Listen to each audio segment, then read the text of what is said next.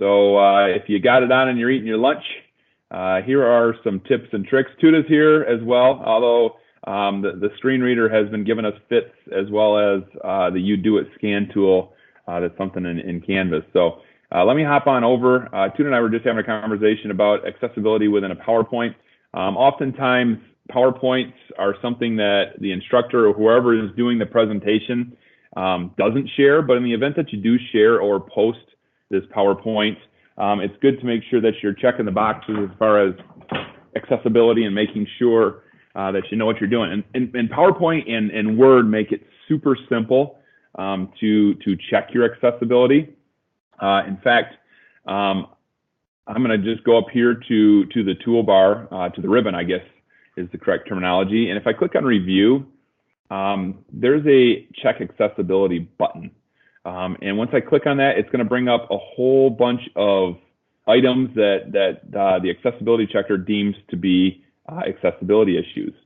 Now, the best thing about this is we can fix any of these items that are brought up right from here. So we don't have to say, well, I don't know how to add alternative text to an image. We can just click on this drop-down arrow right here. It will identify the slide and the image that they're talking about for that particular one, and to this image. Because when a screen reader is reading this, it will not be able to obviously show the image. It has to describe what the image is, and that's where the alternate text comes in. So you can add alternate text right here. You also have the ability, if it's just an image that serves as decoration, you can mark it as decorative text, and then you don't have to worry about adding. So basically, if it adds nothing to the actual presentation or not, it's just there. And in this case, it's just there just to take up some space and make my slide look better. We can mark it as decorative, as a decorative image, and move right along. If we did not want to go the route of the accessibility checker, all we have to do is right-click or control-click on the image, and you can see that the edit alt text is right here, and that'll bring up that same box that we just saw, and you can add it from here. Another important thing with a PowerPoint presentation is the order of your slides and how the screen reader goes from one item to the next. So if I go ahead and hide all these different alternative text flags from my accessibility checker, you can also see the check the reading order has come up. And so slide 2 right here, we're on slide 2. What I can do is I can, right from here, verify the object order, and it will bring up another side box. And from here, I have the ability to take all of these different items, and you can see as I click on it, it will identify which one is which. And I can take them and reorder them. Now, something you need to know about the screen reader is it's going to read from the bottom up. Okay, and when I say bottom, I mean this order right here. So you probably want your title to be the last item on the list, all right? And then from there, you can add the different items, okay? And you can see that I don't need them to read my source as the third item, so I'll probably move that all the way to the top. Okay, I want this item right here, the content placeholder number 2 as it's identified, to probably come after that. And since this is the second item with a general description, I will want to move that down to the second item that's read. So now you can see I have some order for the screen reader, the page title or the slide title, the description, and then my 2 content placeholder text boxes. Once I save that, that will be set. I can recheck the accessibility if I want, but as far as I'm concerned and the screen reader is concerned, this slide is ready to go. And we can keep on moving down the list from there. Another cool thing about this accessibility checker, and you'll see this in Word too, is not only does it give you the ability to fix right from there, but it also gives you some feedback as to why you should fix this, why this is listed as an issue, and then obviously the steps that you can use. If you didn't want to use this method, the steps are here to kind of lead you in the direction of where you can fix those items. So it's pretty cool. It makes it really easy and kind of inexcusable if you didn't address any items that you had here. Another thing that I should point out that's recommended is when you're building PowerPoint presentations, and I'm a violator of this, you really should stick to the templates that are provided by PowerPoint. One of the most recommended things is that you include a slide title, and not just a text box that you add and says, hey, that looks like a title, but actually sticking to a title item. And so if you went through like I do and you just add a bunch of text boxes and images and kind of set up your slides in totally the wrong way, you can go through to the home ribbon and click on reset, and it will bring back those text box names, but also place title items that you might have deleted to help you kind of restructure and make your presentation more accessible. But you can also go back and reset those templates in your slides simply by on the home screen, clicking on that reset button. It'll reset the original layout of the slide, and that's going to help your screen reader better read the items on your different slides. So as far as PowerPoint goes, those are the basics from an accessibility standpoint. If I wander on over to Word, there's some things with that as well that I want to point out. Just like in PowerPoint, we do have the ability to go to the Review tab and check the accessibility. Obviously, there's not as many items listed in my accessibility scan here, but there are a couple items that I think are important that I point out. One of them being, whenever possible, use headings. And when I say that, what that means for the screen reader is going to be easier for the reader to follow your different sections of your document. And headings are not just you taking a line of text and bolding it and making it larger. It actually means you going to the home screen here and in the styles area, assigning a header to that item, all right? Because that designates it as an actual header. Another thing is, a lot of times you see hyperlinks in a Word document. It's very important that you actually use alternate text or display text, I guess I should call it, for your hyperlinks, because the screen reader is going to try and read this out. And I note that Tuda can back me up on this. It's going to actually say https:// okay, and read that all out. Whereas if you actually take this and edit the hyperlink, okay, and I just right-clicked on it, that will allow you to change the display text to something more descriptive.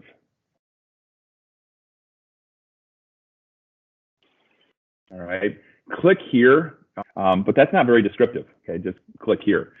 This right here is more descriptive for a screen reader. It's going to say, it's going to tell the user that it's a hyperlink, but it's also then going to say hyperlink go to my Montcalm, which makes it very clear as to where they're going to go. Just like with PowerPoint, we also should make sure that we provide alternate text, and you can see from the accessibility scan that was flagged. And so we can go right in here, just like we could in PowerPoint, and add that alternate description to that image that we chose to use. Another thing is tables. Make sure that if you do have tables within your Word document, that you provided alternate text for them. Or excuse me, not alternate text. Well, you can also provide alternate text for it, but also make sure that you have a header row designated. And to do that, all you have to do is click on the table. You'll get a new Table Tools tab that pops up, and then right from there, you can assign a header row to it, and you can see that accessibility item went away because I assigned a header row. Let's see here. Document language is important. Establishing that is very simple. All you have to do is go to your options here in the backstage. You can also access your language option. I think it's in design. Let's see here. I just had it up.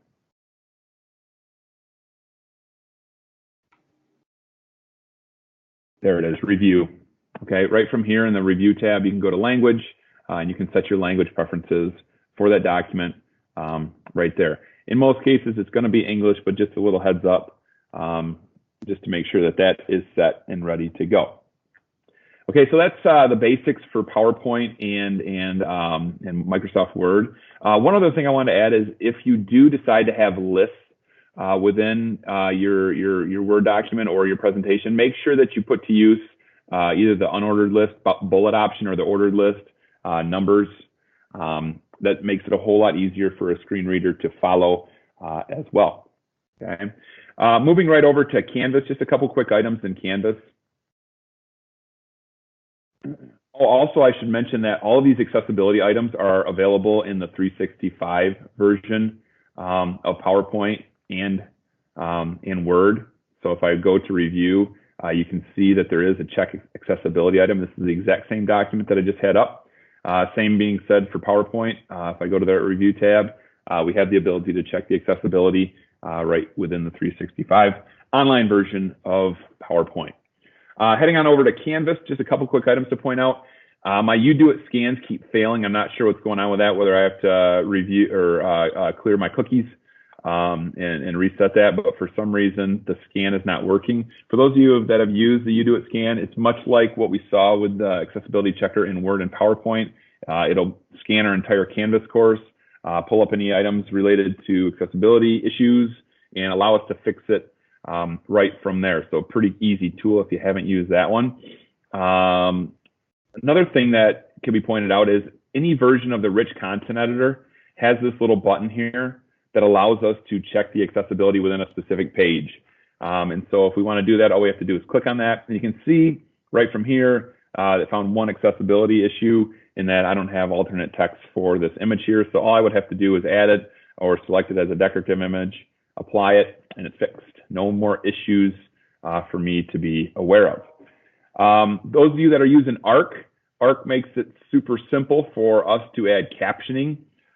So let's take this video right here, and I can go ahead and add captions to it right from within the ARC area of the video. Choose English. Oops, I didn't want that. Okay. I don't want to do an upload. I want to request that it's done for me. So I go ahead and check the language I would like. And right from there, it will be sent off to be generated, and I can walk away. Moving out of ARC over to YouTube, it's also very important that we caption, put captioning on our videos if we choose to host them in YouTube. That can be auto-generated as well. The only thing that I would recommend is that you go back and review those captions. And so you can see from here, this is a video that I just posted yesterday. The captions have been added. This is on ARC video. And you can see that if I turn those captions on and hit play, you can see that they spelled ARC wrong, okay, because they were auto capturing the captioning. And so what I want to do is I want to go in there and I want to fix that captioning. This process can take some time. And to do that, all you're going to do is go to Edit Video. And then at the top, you'll see Subtitles and Closed Captioning. So if I click on that, it should take me, and I just click on the published item. And that will take me to where my captions have been established. And from here, I can go line by line and fix that captioning if I see some errors or anything like that. Oops, I got to click Edit. And like I said, from this area, once it loads, I will have the ability to go line by line. Once I start typing, I can play the video along with it. And once I start typing, the video will actually pause and allow me to make the changes that I need to make. I can jump way ahead if I need to, okay, and change anything that I need to change. Obviously, you can see it kind of lacks grammatics, periods, commas, capitalized letters, things like that. Once you've made the changes that you need to make, go ahead and click Publish Edits. And just like that, you are done captioning or establishing the correct captioning for a video that you have posted to YouTube. So those are the basics on accessibility. These tools that are integrated within the platforms that we're using make it really easy for us to make sure that we are accessible.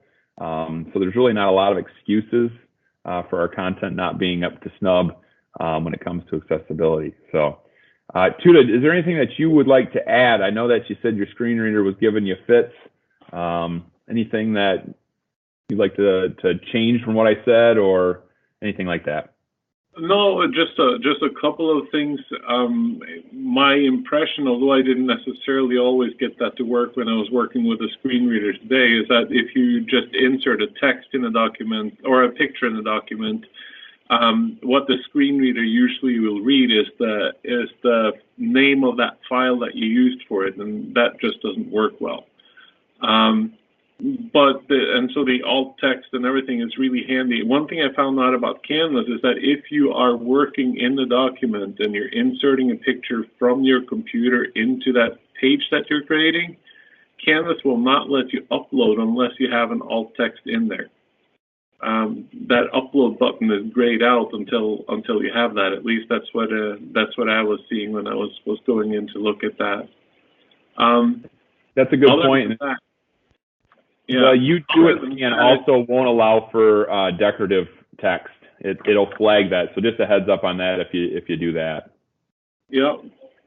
And then the other part, I can't stress or emphasize enough how just changing the way the font looks, so changing the color or the size of it doesn't do anything for screen readers, but using the headers really help, and sometimes using bold and italics can help as well. Bold is read as strong and italic is read as emphasis, and so that can really work with a screen reader.